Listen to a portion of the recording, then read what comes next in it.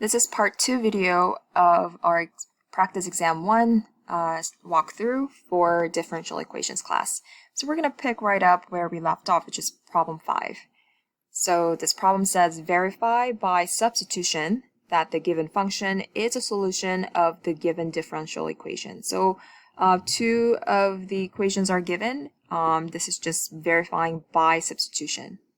So for this slide, I'm going to focus on verifying the first given, which is y1. So further down the road, if I just refer to y, that just means that I'm talking about the y sub 1. Okay. So again, we're just doing this for this slide. Next slide, I'm going to do y sub 2. Okay, so I guess for y1, we know that this can be substituted into here. We have to find the first differentiated version of the y, so we can put it in here, and also second derivative of y. So let's do that in order. I'm going to first go ahead and find the first derivative of y. We're going to have to use some chain rule back to our old calculus. So x differentiated once is just 1, so we have cosine of ln x, and that's going to be added with x will be kept, and cosine differentiated will be negative sine. So I'm going to go, and that will be just a negative. And x sine of ln x, and we have to continue, it's another chain rule that we have to differentiate ln of x, which just becomes 1 over x.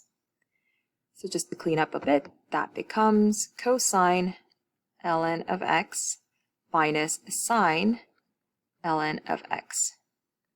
So for us, we can substitute this part into right there. All right, now moving on to the second derivative. We're going to use this and then take a derivative of this again. So let's do the first one. That's going to be negative sine of ln x, and ln x differentiated, that's going to be 1 over x, minus sine differentiated will become cosine of ln x, and we'll still have 1 over x differentiated from by ln of x. So to clean this up, I think we can keep this. So what we do is now we are going to take this entire thing and substitute it into y right there. Okay, so if we do that, if we substitute everything accordingly, we have x squared of this. So I'm just going to copy that again. I'm going to write as negative sine ln of x minus cosine ln of x all over x minus x differentiated once. I'm going to use cosine ln x minus sine of ln x. All right, and then we keep going. Plus 2, our y is x cosine of ln x. And we have to show that this is going to somehow equal to 0, and if they do, then our job is done. So let me clean up some things for this part. That and one of the x is going to cancel out. Looks like I'm missing a parentheses here. Let me add that. All right, so let me rewrite this under here. So we have negative sine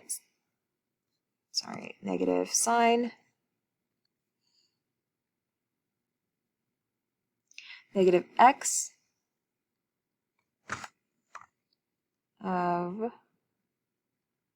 sine of ln x minus x cosine of ln x minus, now this negative x will be distributed. So this would be distributed into the parentheses. So we'll have negative x cosine of ln x positive x sine of ln x. And we still have the last bit, which is 2x cosine of ln x. All right, Now let's see if we can clean anything up further. So I see that this negative and positive of x sine of ln x will get canceled out, and we'll be left with this becomes negative 2x cosine of ln x, which eventually will be canceled out with this positive value of the same amount. So this does equal to x, and we're done. We have shown that by substitution that this given function is a solution of this equation given. All right. So y2 is pretty much the same. So in this slide, I'm going to continue and show you with this now talking about this. So in this slide, when I mentioned y, I'm talking about this y sub 2. So same thing, I'm going to substitute this here, all right, and we just have to find the first derivative of y and the second derivative of y. So we can substitute those under these two values respectively. All right, so let me find the first derivative of y, and again, I'm using y sub 2 for this slide. All right, so another chain rule. X here gets differentiated and then it just becomes 1. So I have sine of ln x, some chain rule, that's going to be plus x. Sine differentiable becomes cosine of x, ln x, and lastly differentiate ln x. That'll give us 1 over x. So this will result sine of ln x plus cosine of ln x. Pretty similar. So this we can use, the one that we just found is going to go under y sub 1.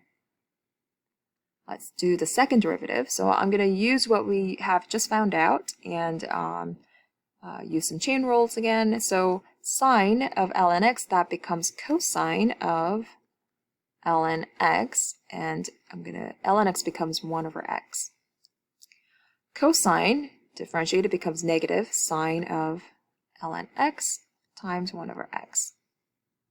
Okay, so I think that's what we found. I think at this point we can substitute everything, what we have just found. So I'm going to use a different color. So we have x squared, and we're going to substitute y double prime that we just found, and that becomes cosine of ln x times 1 over x minus sine ln x times 1 over x minus x of sine ln x plus cosine of ln x, and lastly plus 2 y, our original y is given here, so 2x sine of ln x. Okay, this one of the x will get canceled. This negative x will be distributed. So let me write what we would get. So we have x cosine of ln x minus x sine of ln x minus x sine of ln x minus x cosine of ln x. And lastly, we have 2x, let's see, sine of ln of x. All right, let's see if anything else will get canceled out. So this value, positive and negative x times cosine of ln x will get canceled out. This together would be negative 2x sine of ln x, and that value, this negative and the positive of the same value at the end of each equation, that'll be canceled out. So we again end up with 0, which is what we should end up to prove. So again, we're done. We have shown that by substitution that this given function is a solution of the given differential equation of this.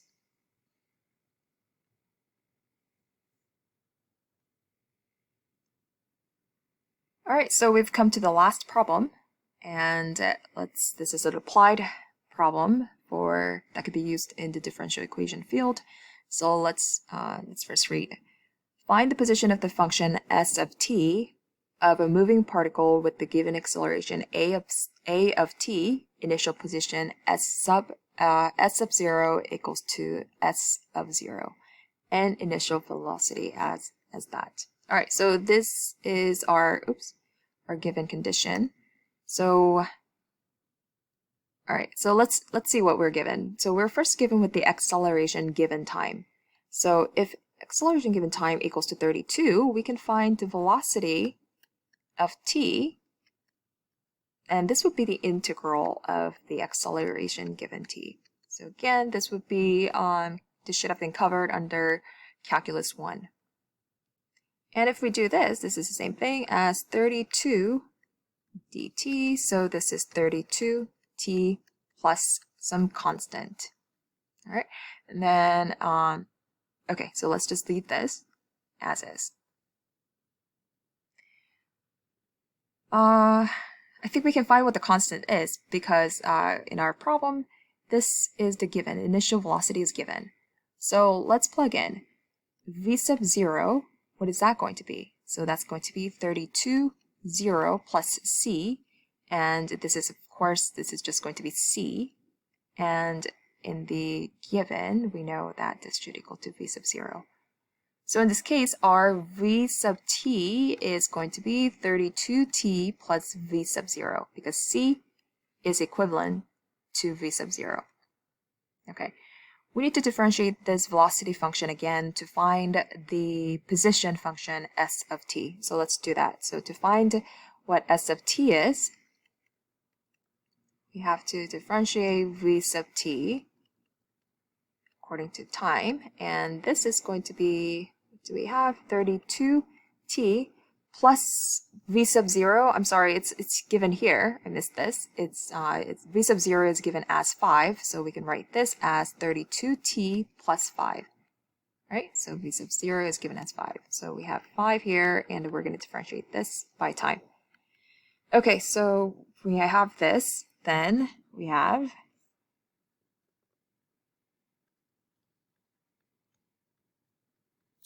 16t squared 5t plus another constant. Okay, and we know this process is pretty much the same. If we substitute s sub 0, then this becomes 16 0 squared plus 5 times 0 plus c, and we know from here s sub 0 is going to equal to s sub 0. And from here, s sub 0 equals to 8. So we know our constant is going to be 8. So we can come to a conclusion that s sub t, that's what they're asking for. This is going to be 16t squared plus 5t plus 8. All right, and this would be the solution for 6. It's pretty simple enough. It doesn't get farther away from calculus level, but this is a classic example that shows where differential equations are used in application sciences.